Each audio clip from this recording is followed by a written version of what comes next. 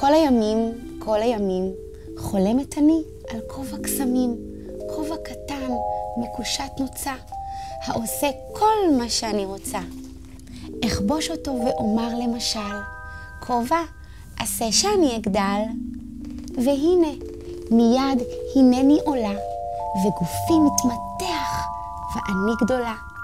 ואין כמוני בכל העולם, כי אני גבוהה וגדולה מכולם. והכל מסתכלים ביראה וכבוד, כי הרי אני גדולה עד מאוד. ואמא בערב כבר לא תאמר, לכי לישון, כבר מאוחר. ואבא לא עוד ייגר במילים, אל תתערבי בשיחת הגדולים, וכשאדבר יקשיבו כולם, כי אני הגדולה בכל העולם. כל הימים, חולמת אני על כובע קסמים, כובע קטן, מקושט נוצה, העושה כל מה שאני רוצה. הנה, בליבי בקשה שנייה, כובע, היה לאונייה. מיד הוא קופץ מראשי לים, ואני מפליגה בו בכל העולם. לאיים רחוקים לארץ זרה, נוסעת הלוך וחזרה.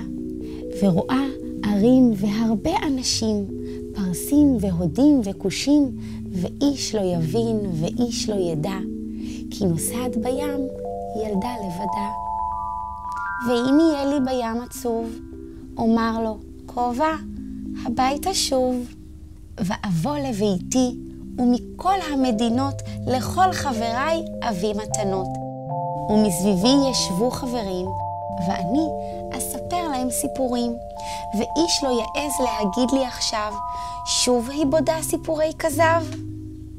כל הימים, חולמת אני על כובע קסמים. אבל איפה, בזה, אפשר להשיג כובע כזה?